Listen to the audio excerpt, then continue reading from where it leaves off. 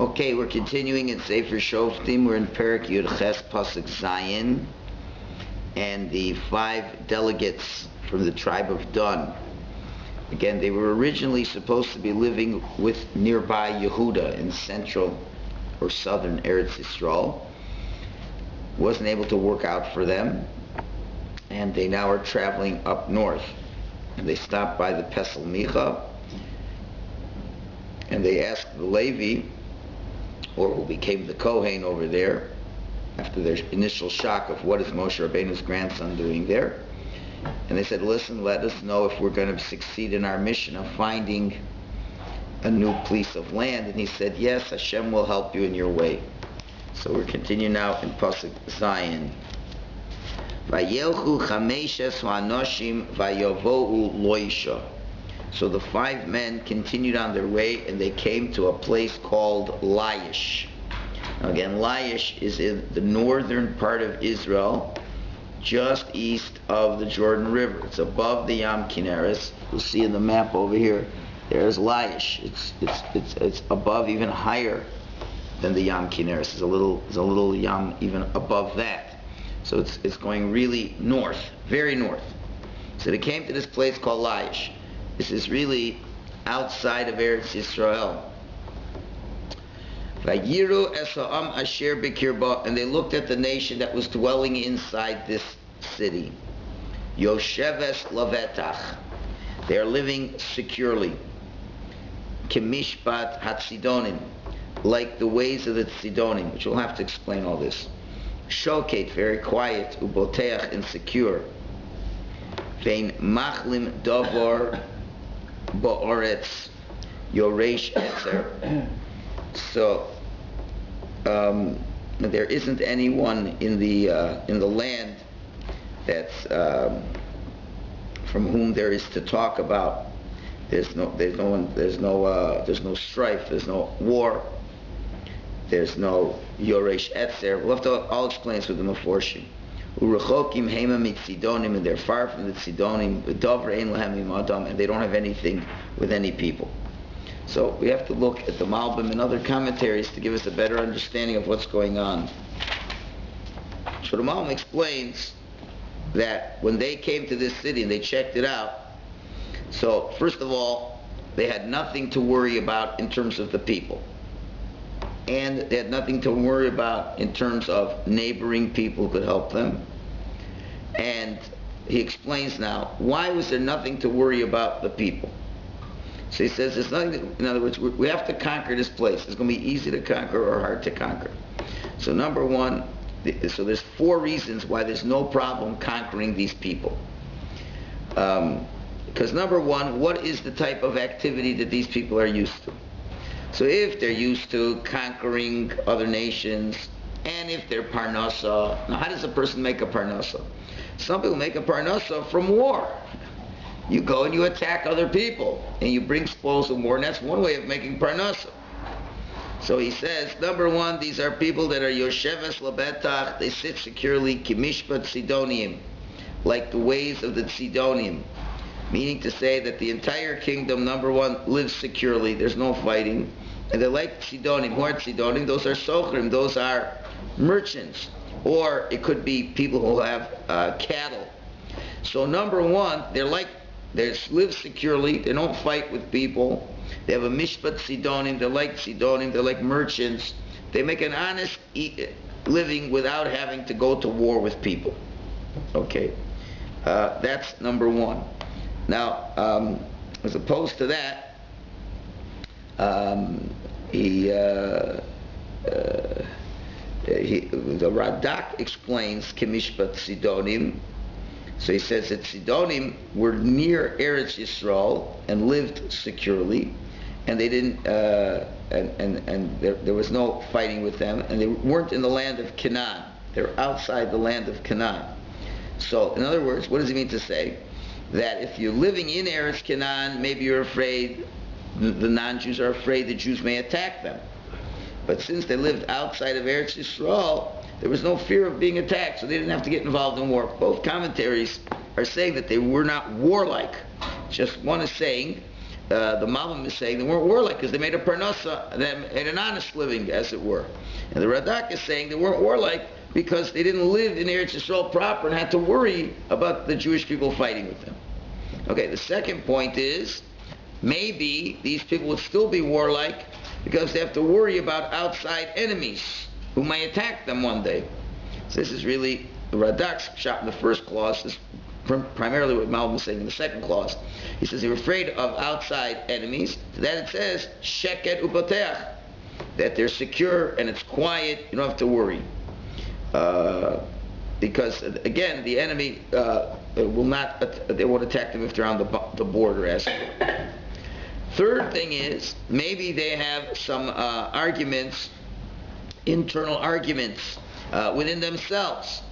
And there's the hatfuls and the McCoys amongst themselves that could be fighting. So he says, Ve'ein mechalim davar ba'aretz. There's nothing destroying them in the land, meaning to say they all lived peacefully together. So we don't have any internal fighting. And finally, it could be, let's say there's a king and lots of sons who are inheriting, and then there could be great wars in terms of who will be the heir to the throne, to which they respond that there is no Yoresh Etzer. You can say there is no heir to the throne, and since there's no heir to the throne, or there's no fighting over who the heir to the throne is, you don't have to worry about that. So therefore there was no issues in terms of these people being warlike. There was nothing to fight about. They were very peaceful people. If you want to attack, those are the best people to attack. They're not used to fighting, and you're not going to get much of a problem. So that's the first aspect. That's the first aspect. Then he adds also, he also says that you don't have to worry. Maybe they have people that they have made, pacts with. They have treaties with other nations that will help them. In case they get attacked, someone else will come with them.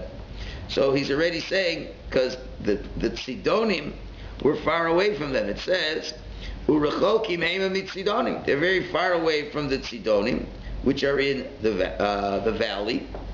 And also, they have no other covenants with anybody else, because he says, Dover ein lahem imadam. They have nothing to do with any other people. So this is perfect. This is an ideal, isolated people. They're not warlike themselves. They have no pacts and treaties with anybody. This is the ideal place to conquer. That's what the five agents saw over there. Pasuk Ches. They come back to their brothers, go all the way back to where their brothers lived, back way down south, who are in between Sora and Eshtaol, those cities. So they said to them, my brothers, Mo'atem. He said, what do you say? In other words, he says, okay, you came back from your tour, and what do you have to tell us over here? What did you find in this place? Are the people strong? Like, what's going on over there? So Pasuk Tes, they give the response. So it's all pretty straightforward. We could just put it in the way the Malbim explains throughout here.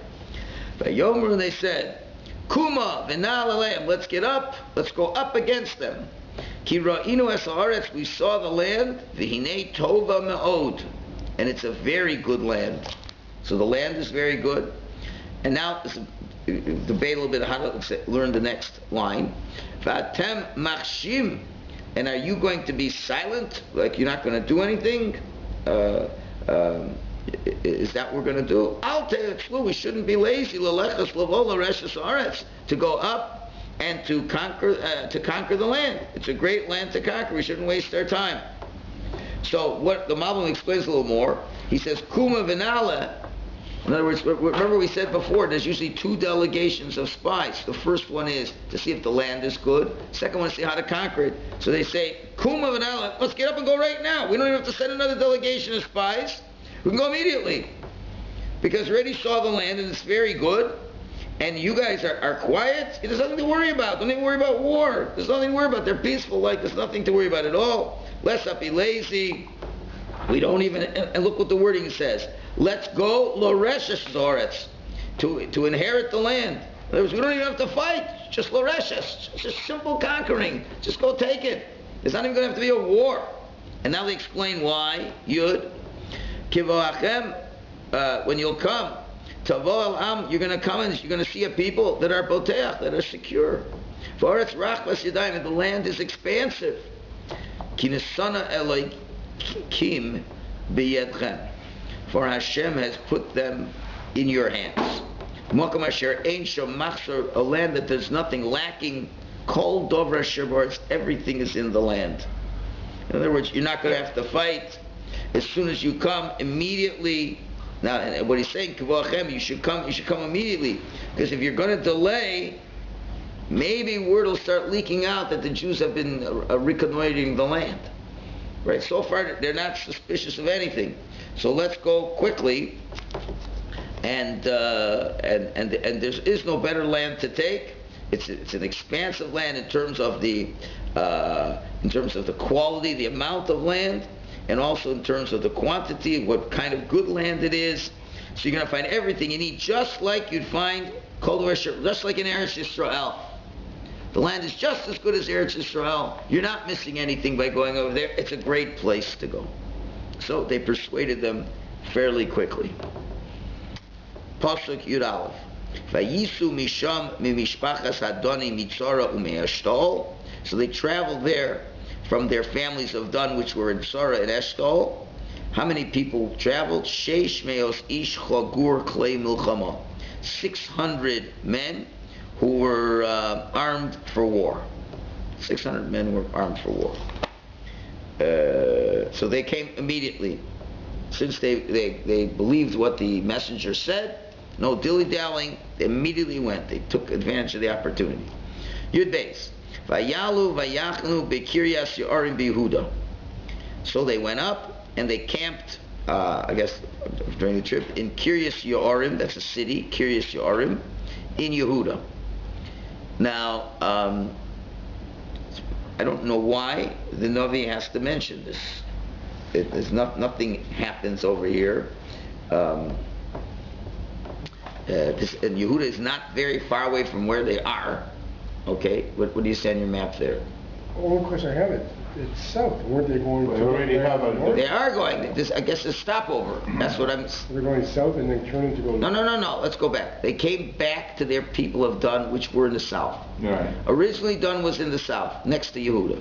Right. They couldn't find a place to live over there. It wasn't working out. Okay. Right. They sent the spies north. The spies now came back. Yeah. Right. And they came back to the people back down south. Oh, I thought they were ready to go for war. They were. Now they're traveling to do war. Right, so they're leaving from down south to go to war, and they're stopping off on the way in Yehuda. This map doesn't show. Anyway, Okay, could be it's... It just looks like they're going south. It looked like they were going south. Kiryas Yorim. Okay, it's not clear why they're stopping off in Kiryas Yorim. Okay, and the pasuk continues, doesn't really shed more light. Al kain koru lamokamahu machane Dan. Therefore, they called this place the encampment of Dan. Ad hayom hazeh, until this day. Hine acharei Kiryas Yorim. It is behind Kiryas Yorim. So the Malbim says, what do they do in Kiryas Yorim? There they prepared all the food for the way. They needed a lot of food. And they didn't come into the city of Kiryas Yorim, but they were behind Kiryas Yorim. So the only interpretation I could suggest is maybe in the place of Dan, like it was really so hard, they couldn't conquer their little portion over there. They probably maybe didn't even have a lot of food. And now 600 guys have to take a lot of Seder Laderech, food for the way. They probably had to go to neighboring Yehuda. Where's the closest supermarket? In other words, to live day by day to Tzechanetza. But now it's a long trip. You have a lot of soldiers. You got to take a lot of stock with you. So they probably had to stop in the closest. It's saying it's not they could leave their own place. In other words, they're trying to justify why they're doing what they're doing. You see, even to make the trip for 600 men to get enough food to conquer, they have to go to Yehuda to be able to do that. That would seem to be the only reason why the Navi is telling us this. Now, this place, Kiryas Yorim, is going to come back in the future in Sefer Shmuel, just for your information. This was a big, where the Jews had a big battle against the Plishtim. And they lost that battle, and the ark was taken, and it was, we'll see later on, the ark was in Kiryas Yorim for 20 years. and it would be a holy place in the future. I don't know what the connection is, but anyway, so they stopped off and got their food. Good. Now they pass from there, Har Ephraim, and they come back to Har Ephraim, because that's on the way. Har Ephraim is on the way, right? In your map, Har Ephraim is on the way. Ephraim, right? Remember, where's Shiloh? It's hard to find. Here's Ephraim. Here's Shiloh. See, here's Shiloh is it's called Central Israel, higher than the Dead Sea, and so if they're leaving from Yehuda, they're stopping in Shiloh. All right, they're stopping on the way to where they were for the Pesel Micha, and they still got a long way to go till they're going to get to Laish. Okay, that's where they stopped off before. All right, you got Shiloh over there? This map is still there. Somebody's got to make a good map. But Shiloh is north. It's the lower Galil. It's the lower Galil. If you the maps you had when we had studied your Shul we're better. Much better. We're better. Much Okay, but it's where Ephraim is, and it's north of the Dead Sea. It's north of the Dead Sea. Okay. So anyway, so they're stopping off because where are they? Vayavoad Beis Micha. They go to Micha's place. In other words, Micha had given them some information, and they remembered there was the pestle over there, so they got some more business to do. Yudal. Vayanu chameshes v'anoshim ha'olchim l'ragel es ha'oretz la'ish. Vayomer lacheim hayadatem ki yesh babotim ha'ela ephod u'trofim u'pesel masecha v'atod du'u matasu. Again, so the 5 leaders, they answered. Again, it's interesting, the word vayanu, they answered. Usually you answer when there's a question. Vayanu means and they answered, but there was no question. So Metzudas Sion has to deal with it. He says, well, Vayanu could also mean the beginning of a discussion. Okay, so they start a discussion of these 5 who went to spy the land in Laish, and they said to their brothers, do you know that what's in these homes over here, this little compound, there is an ephod, that religious ornament, utrofim, and the other idols that tell the future, upesel, and the grave and the idol of pesel, umasech, and graven images. There's a whole idol worshipping compound over here. Did you know that? And vatadu matasu, and you know what you got to do. What does that mean? You have to get rid of the idols. Nope. No? The Metzudas explains, and you'll see that's exactly what's going to happen. You know what you got to do? We got to steal it. Steal it? We got to steal it. It's a good thing, because when we went and we asked this guy, will it be successful? And this Levi said, yes, you're going to be successful. So he was telling us, and we were successful. We did find a good place. And we want to take these idols. In other words, what they're going to do is they're going to steal the idols for themselves. Continue idol worshiping. That's what they're going to do. They're going to be involved in their idol worshiping. Okay. Right? Because since they were the spies, that's why the pasuk says, Ha'ochem l'ragel, who went to spy. Right? So therefore, they had already asked these trofim and these different idols that were there. So they knew this was a good deal, and we're going to now be going, and let's figure out now.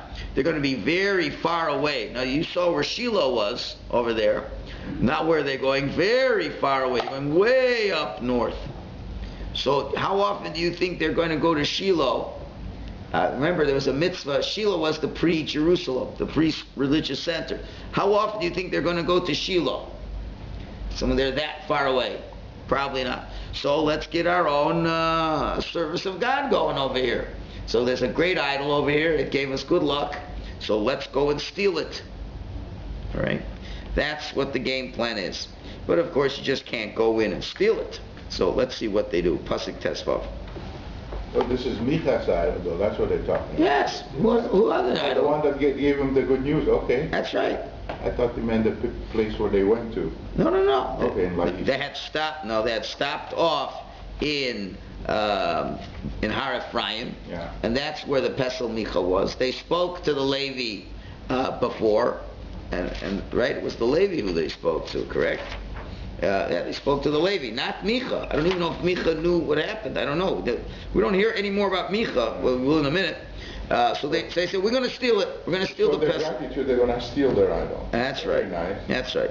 Tesvav. We'll see. We're going to do a whole piece on Rav Tzadok describing the people from Dan. Again, remember, they're the lowest of the tribes. They're the lowest tribe. And you'll see, they'll admit it themselves. Tesvav. Vayasuru Shama, they turn off over there. Vayavo Beis Hanar Halevi Beis Micha. So they come to the house of the Nar, the lad, the Levite lad, in the house of Micha.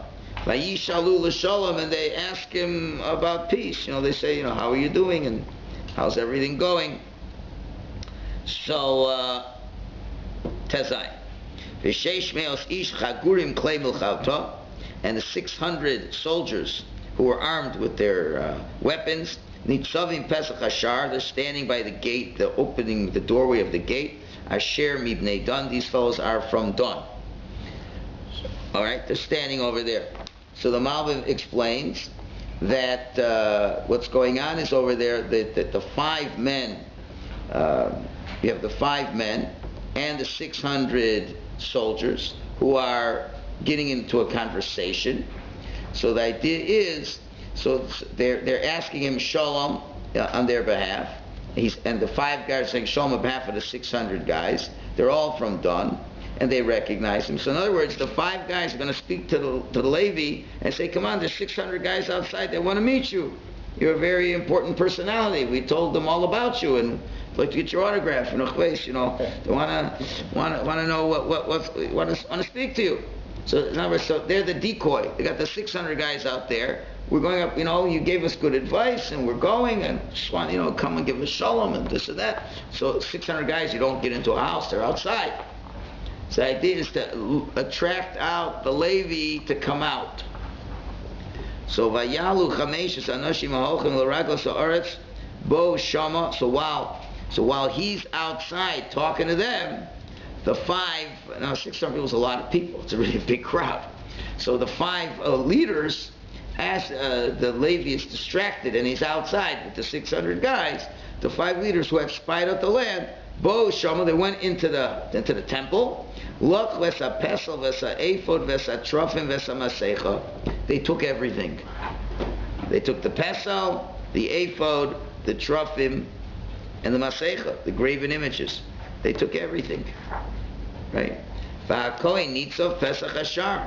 And the Kohen, the Levite, the lad, he is standing outside by the door with the 600 guys over there, meaning to say he's been totally distracted. Okay. So after a while, he realizes he's getting a little suspicious. All right, getting a little bit suspicious over there. So let's continue. So ve'ele ba'u beis Micha, and these guys, it seems to be a little bit of repetition. Already says they came there and they took the pesel, the ephod, the trofim, and the masecha. So yuches ve'ele ba'u beis Micha ve'yichles pesel, ephod, v'sa trofim, v'sa masecha. It could be they it's interesting. In Pasuk Yud Zayin, it would appear that they already took it. So it could be, see, it says they took everything, so it's hard to understand what's Pasuk Yud Ches saying. Doesn't Yud Zayin say they already took it? Yud Zayin says they already took it already? Right? They said they go in and they take the image. Right, okay, so now let's look in Pasuk Yud Ches. He's running after him, says, what are you doing? Or Michaelis? So the priest. In Pasuk Yud Zayin, V'kohen nitzav pesach hashar. We're not up to there. We're on Yud Zayin, right? Now look in Yud They Ches. took the image. Yeah. So now look what Yud Ches is saying. Ve'ela bo beis Micha, and these came into the house of Micha. Ve'yichles pesel ephod v'sa trofim v'sa masecha. They already took it. That's a little bit of a problem, right? So they took, and look what it says. They took less. It says Vayichles pesel ephod. They took the pesel, they took the trofim, they took the masecha, and they did not take the Masecha. They didn't take the masecha. No, they did take the masecha. Which one did they not take? The ephod. The ephod. No, it says they took the ephod too, because So they took everything. Okay, so they took these things. So I don't understand. So I don't know why it's repeating it. It could be maybe just after they took it. Maybe after they just took it, and he sees them taking it. It could be they. Pasuk Yisrael is saying they took it. They took it. So now Pasuk Yisrael says, so as they were taking it, so the Kohen chapped what's going on. The Kohen says, what are you guys doing? What are you stealing all the stuff for? Stealing the hardware. So you test the answer. Vayomer said, Hacharesh, be quiet. Sim yodcha al picha, put your hand on your mouth. V'leichi manu, and come with us. Ve'elanu la'av l'kohen, you will become our spiritual leader. And they persuade him by saying, Hatov heyoscha kohen lebeis ish echad. Is it better for you to be a kohen for one man in his one house? That you may, there might be passerbyers coming from time to time. Is that what you prefer? Or would you rather be a kohen for a whole tribe and a family of Israel? Where will you get more covenant? In other words, why don't you go and pick up and get to a larger congregation? That's what they're telling him. Like, so stop first. So number one, stop complaining about what's going on with Micha. That's not your business. That's not your stuff. It's Micha's stuff. It's none of your business. And that which pertains to you, don't make any trouble. You'll benefit. We're giving you a larger congregation. We're moving you up north to the northern congregation. So you see what kind of fellow this Levi was. Pasuk Chaf. Vayitav Lev HaKohen, and it was good in the heart of the Kohen. He said, that's a good deal. Vayikach es ha'ephod ves ha'trofim ves ha'posel. And he takes it. I says, okay, so if I'm the leader, I'm the priest. So he takes the ephod, the trofim, the pesel, and here you see they do not take the masecha. So he did. They leave it behind. Vayavo b'kerev ha'am, and now he comes amongst the people. So it could very well be why he didn't take the Masecha, as we'll explain later. The Pesel really represented the deity he was worshipping, which we'll explain, which was really Hashem, but in a human form. And the Masecha was a real Avodah Zarah. And the Levi really didn't want to take the real Avodah Zarah. That one he wasn't so interested in. And we see clearly because that Masecha was clearly Avodah Zarah. It was total Avodah Zarah. The Pesel, we'll explain, wasn't total Avodah Zarah. So that's what he took. Fine. So they turn and they go. They're on the way. Now there's something we weren't told about, and now we're finding out over here. They placed the young children and the cattle and all their wealth that they have with them in front of them. In other words, the slow-moving objects in front of them. Why are they doing that? So Metzudas explains, because maybe Micha will catch on what happened, and maybe Micha will chase after them, and if it's chasing from the back, they don't want their children and all the things that could get hurt, so you're able to defend them. But what do you see in this pasuk? Originally, we were told that who was going? 600 soldiers. 600 soldiers. Now we found out this. Well, let's think about this. Why make two trips? You were told it's going to be easy to conquer. This is not going to be a problem. This is a long trip. This is a long trip from the southern part to the northern part. So they're going to send the 600 soldiers all the way there, leave their kids behind, take them with us. Take everything we have, whatever we have, take it with it. Now you can really understand why they had to stop off in Kiryas Yarim, because there's a tremendous amount of food and stuff they'd have to take with themselves. So therefore they needed to have a pit stop along the way to get everything that they needed. So they're very sure they're going to win this war. Okay. So Chav Beis. Hema hirchiku mibeis Micha. They now are very far away from the place of Micha. Vanashim asher babatim asher im beis Micha. And the people who were in the houses, who were in the compound of the Beis Micha, it seems that there was some chevra of people in the Beis Micha. So what happened is, I guess they finally found out that the stuff got stolen. So what happens is, Nizaku, they gathered themselves together. Micha says, what's going on? Somebody stole my pesel. This is terrible. They get together and they start running. And they catch up to the people of Dan who had stolen it. So Micha finds out what's going on. Chav Gimel. Vayikru el bnei Dan, and they call out to the people of Dan, the marauders. Vayasevu paneim, and they encircle around them.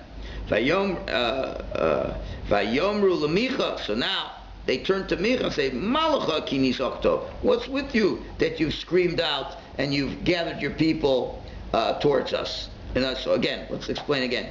Vayasebu paneim means the Bnei Dan, they turned their faces to Micha.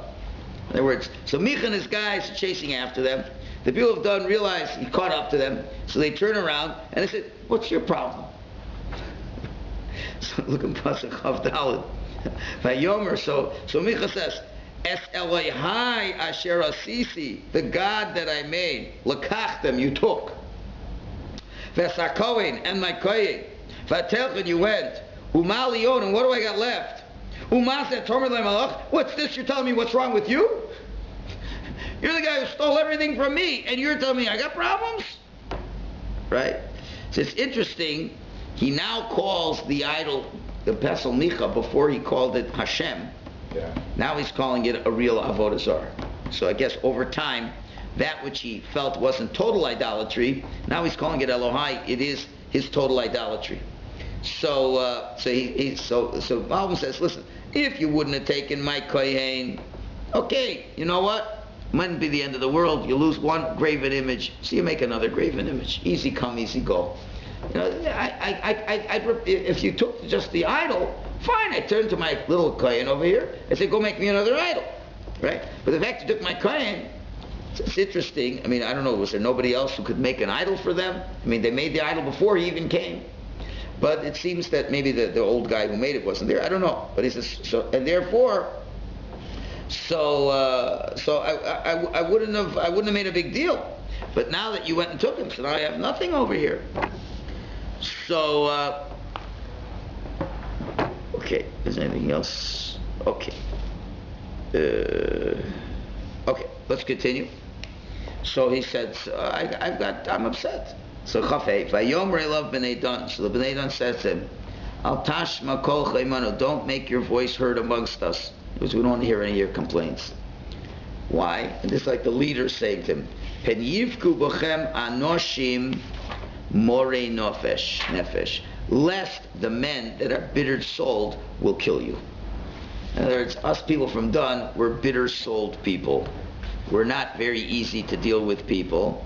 And your soul will be collected, v'nefesh beisecha, and the soul of your home, of your family. In other words, we'll kill you.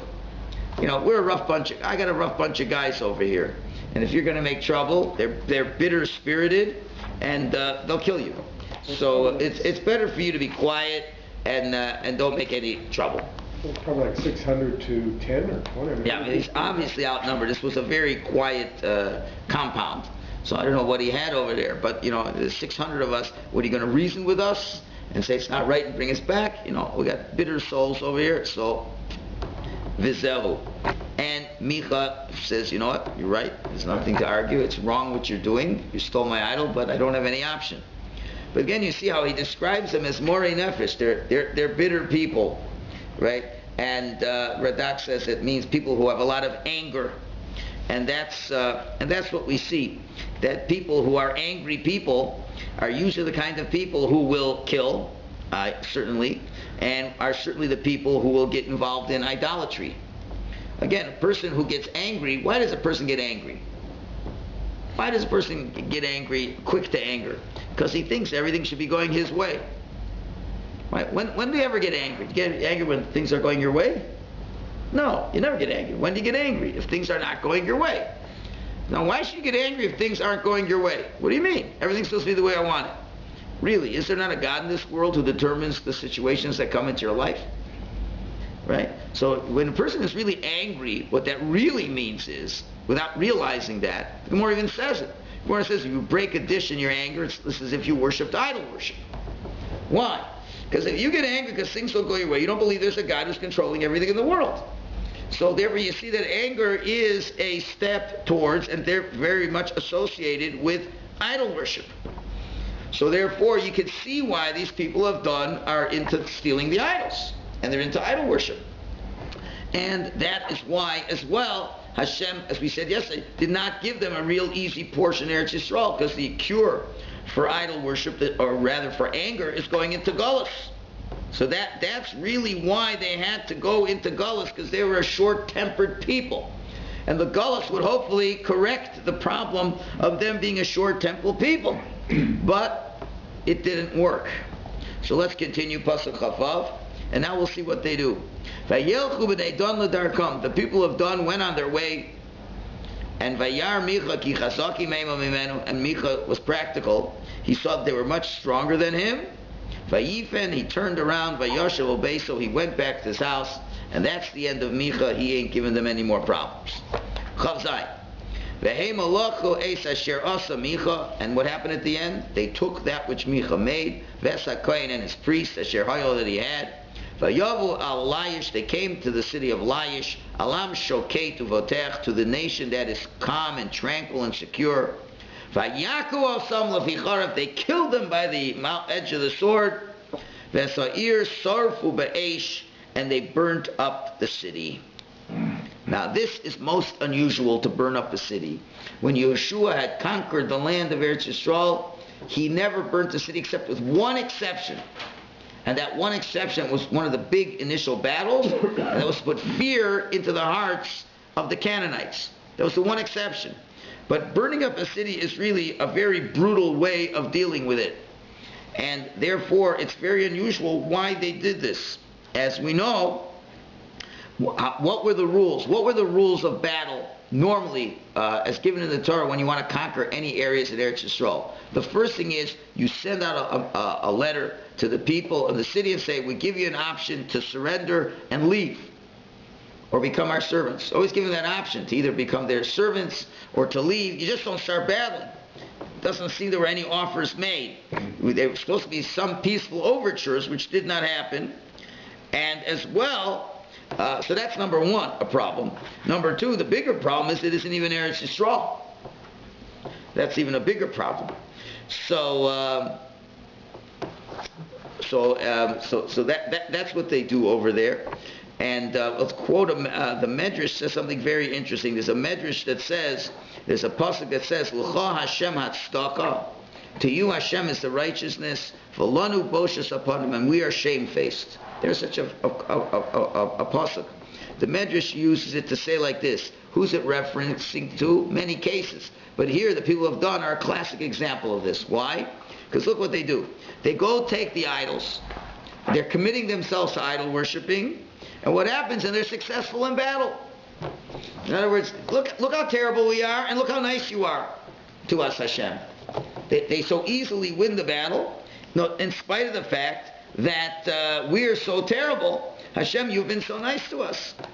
Now it's interesting as well, the beginning of the pasuk, the Malbim notes, it says, V'hema lokhu es asher asa Micha. Now again, it's repeating it for like the third time. They took that which was Micha's. We already know that they took that which was Micha's. So the Malbim explains, it appeared to them that they didn't feel like they even stole it. It's just like they took it on the way to the battle. And they don't even feel like they were Ganovim. He came after us, and he turned around, he couldn't do anything. So they consider it like they just took it. They don't even consider it like they stole it. They kind of felt it was their rightful thing to do. They didn't even have any guilty feelings about it. And they had no second thoughts. And they go right to the battle, and they destroy. So look what they're doing. They're stealing from a guy A. B, they're worshiping idols. And look what happens. They go to battle, and look how kind Hashem is to them that they're able to win the battle so easily. So Hashem, you are the one who is kind, and we are the one who are shamefaced. Now, why did they burn the city? So the Radak gives two possible answers. Answer number one is perhaps they were looking for an element of surprise. And once you start, you make a fire, so the people are worrying about a fire, how to put out the fire, and then you attack these people, then you're going to obviously win the battle for sure with this element of surprise. Or, interestingly, the Radak says, very interesting, he says it could be this city was filled with idols. So they wanted to burn the city to destroy all the idols, even though they themselves had their own Pesach. But we'll see that they felt, as we'll learn tomorrow, that this pesel was not your average run-of-the-mill idol. It was more of a Jewish idol as opposed to a Goyish idol. And therefore, they wanted to get rid of all the terrible idols, but their idol was okay, and they kept their idol over there. So that's what happens. Pasuk Chavches, let's just finish up quickly. Okay, we're on Chavches, yes? Ve'ein matzil, and there's no one to save these people. Because remember, Ki rechoka hi mit Sidon, they're very far away from Sidon. Any potential allies, they're very far away from them. V'davrei lamiyadim, they have nothing to do with anybody else. V'hi ba'emek, and it's in the valley. Asher lebeis Rechov, near Beis Rechov, and the valley is easy to conquer. So, in other words, they were very easy prey to be destroyed, and that's why they won the battle. Chavtes, Vayivnu ha'seir, vayeshvuva. They built up the city themselves, and they now live in the city. Okay, Chavtes, Vayikru Shem ha'ir Don. They named this city now Don. So it used to be called Laish, but now they call it Don. B'Shem Don Avim, in the name of Don, their great ancestor, Asher Yulad Li Yisrael, who was born to Yisrael, meaning Yaakov. In other words, if they just would have said Don, maybe it was some kind of ancestor recently called Don, but not the original Don. So the pasuk is going out of its way to say that it's the original Don. They named it after the great-great-granddaddy who was the son of Yaakov Avinu, Don. But Laish was the name of the city in the beginning. So it could be, you see from here again, a tremendous cruelty of these people. Because, you're attacking these people. These people do not live in the land of Canaan. So there's no mitzvah to kill them. Remember, the non-Jews who lived in Canaan, we have a mitzvah to live there. They're there. They don't want to leave. It's a mitzvah to kill them. It's not in Eretz Canaan. So there's definitely no mitzvah to kill these people. These are people who are just looking for their own interests. Burning the city, was really not a proper way to dealing with this people.